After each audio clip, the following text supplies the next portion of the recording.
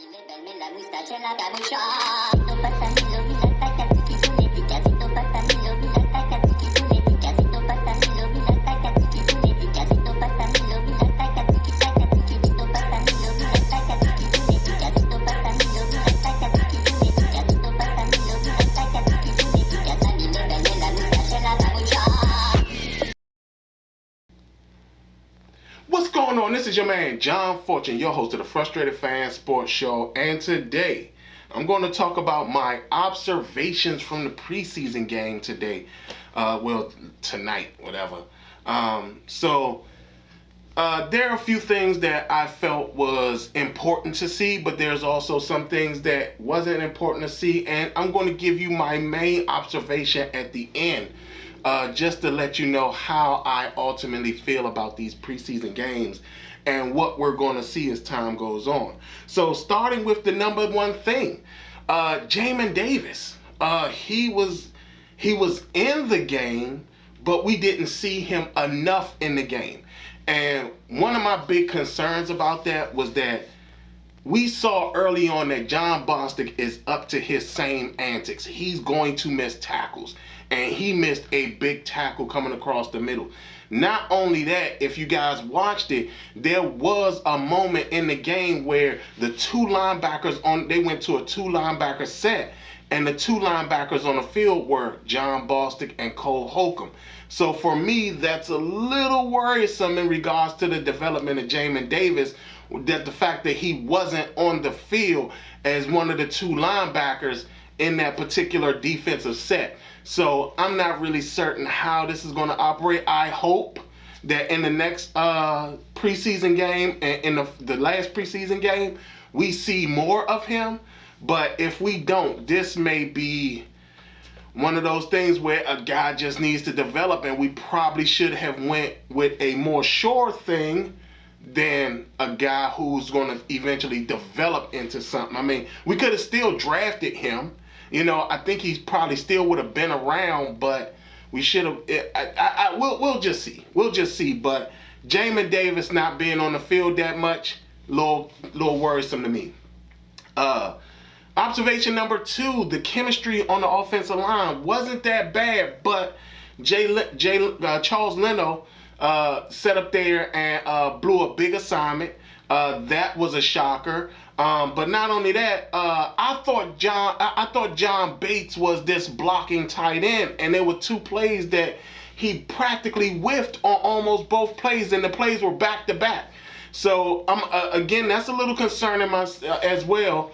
But again, we'll see what happens as they keep going along. But we will see that they have film on what these guys are doing, and personally to me, John Bates, for him to be considered a blocking tight end, he whiffed on some plays, and it was like, I don't know. We'll definitely see. Observation number three, Ryan Fitzpatrick, and the fact that I told y'all in my last video that I had a problem with the fact of Ryan Fitzpatrick being comfortable with a wide receiver like Adam Humphries, because then he'll force balls.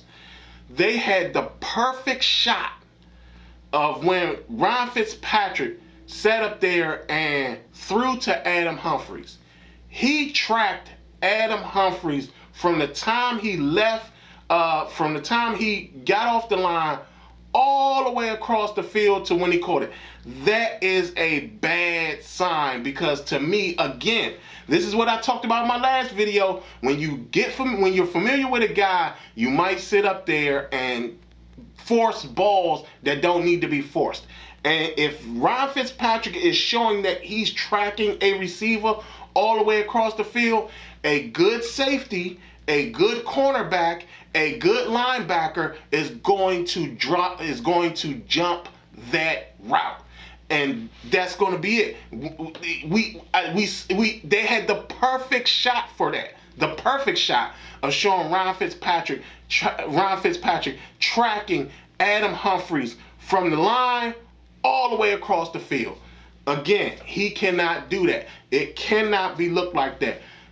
You also see that his timing is not as on with some of the other wide receivers. Cam Sims didn't even get a target. I didn't even see Cam Sims get a target. That was a shocker. Taylor Heinicke. We could talk about it too. Talk about Ryan Fitzpatrick. Talk about Taylor Heinicke. Taylor Heinicke. I mean, the offense looks more fluid. Even though he's in there with second teamers, the offense looks more fluid with him in it. I don't know why that is, but it just does. It looks way more fluid when he's in the game. It looks like he has chemistry with all the receivers, and it doesn't even matter which receiver he's throwing it to. Hell, he even threw a pass to John Bates that was great. And we didn't even think that John Bates could catch all like that because he was considered the blocking tight end. So, again, that was a very good thing. Not only that, the pass that he threw where he gave Tamarick Hemingway an opportunity for a 50-50 ball. It could have been picked off, but at the same time, the fact that he threw it in a place where there could have been a chance for Tamarick Hemingway to get it, that was very impressive. So for me, Taylor Heinicke, in my opinion, seems more comfortable with the offense, and you didn't see him track wide receivers like Ryan Fitzpatrick did. Just my observation from that. Next observation, Antonio Gibson. It looks like they're going to actually give him more to do this upcoming season because he was catching the ball and he was running the ball. He still needs to press the holes a little bit more because there were times where he basically sat up there and jumped outside before he even gave himself an opportunity to go press the hole straight to the inside. We saw that in my next observation. We saw that with another running back in my next observation. But Antonio, it does look like they're planning on giving Antonio Gibson more, and we're going to see him become this Swiss Army knife that we were told he was going to be when he was drafted. So again, he still needs to press the hole a little bit more, but he is looking like there might be a chance for him to become this running back receiver threat that we were expecting, that we were told we were getting when we drafted him. Next, Jaret Patterson. How about that? I mean, that was pretty impressive. I mean, for a minute I thought he was Peyton Barber. He has a big build. I mean, he's short, but he has a big build. But you can tell he can play very well. Not only that, he also had the ability to catch out the backfield, which was great. I mean, so to be quite honest, he seems like he fits that mold of a Scott Turner style running back as well that could possibly be in the game for all three downs. Even though he's a little shorter and stuff like that, he did do a good job. He pressed the hole like he was supposed to. He didn't fumble the ball. He looked great when he got breakaways. And, I mean, he shot through some of those holes so fast that you wasn't even expecting for him to get through the hole that quickly. But the fact that he looked that good, I was quite impressed. I feel that he will be pushing the coaches to get him on this team. I mean, there's no way he survives on a practice field based on this first preseason game, but there's no way he survives the practice squad. It's no way, especially if he looks this good going into the next several games. Next is the defense. Chase Young came out there, had a strip sack, pretty good and everything like that. We expect that from Chase. So even with that being said, there are things that we definitely want the team to do. One, they're still kind of giving up these big running plays up the middle. I did not like that at all. So they're going to have to find ways to really fix that particular thing. And at the same time, make sure they're not getting beat. Autobot needs to make sure he doesn't play these games. Jacoby Myers got him on one. So we got to Wheeljack, the Autobot Wheeljack, he has to do his job a little bit better because he can't have those type of plays. Now, I will say this. I'm surprised that they had him run all the way across the field like that. But if they're going to go to this man-on-man coverage thing, he's going to have to make sure he doesn't get himself into any trouble. And that's just what it is. But again, like I said, those are my observations from the game. The last observation I have for the game is this. Why does it seem like the telecast is so slow and so boring? I mean, the biggest thing that I was struggling with was trying to stay the hell awake because the telecast seemed like it was just dragging and dragging and dragging. And it's something about Joe Theismann's voice that just makes me want to just go to sleep.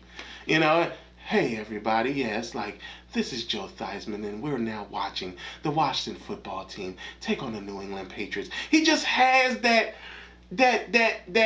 I'm about to put you to sleep voice. And it's not, it has no energy to it. It doesn't seem like it has much excitement to it, which is why I think they put Marv Albert with him. But it's just this, oh, did we just see that? Taylor Heineke, see, if you pay attention to it, De'Ami Brown, he needs to make sure that he keeps his route flat. He needs to keep his route flat. And if he doesn't keep his route flat, then all of a sudden the ball is going to drift on you. I mean, it was just like I'm trying to stay awake to watch this game, and I can't do it over this sultry voice of a man who's trying to get you to understand what is going on in a football game in a manner that doesn't put you to sleep. So, I mean, they need to find something to do with that, because I just don't get it. Oh, look at that. Taylor Heineke just found John Bates across the middle. What? Like, what? What is it? What? I mean, is it for the ladies? I mean, help me. Is this telecast for the ladies? Because, I mean, I just don't need a voice that soft, you know, to be telling me about anything like that. Ooh, did you see that? Oh man, I mean, we're gonna see something very amazing. Did you see the chemistry that Adam Humphries and Ryan Fitzpatrick had? Come on, y'all. If y'all feel, tell me in the comments. Did y'all feel the way that I do about Joe Theismann and the way he's broadcasting and telecasting these things? I mean, and we've been dealing with this for a while now with Joe Theismann, and I swear it's hard to basically stay awake to watch these preseason games when Joe Theismann is just trying to talk you to sleep. I mean, I just don't get it.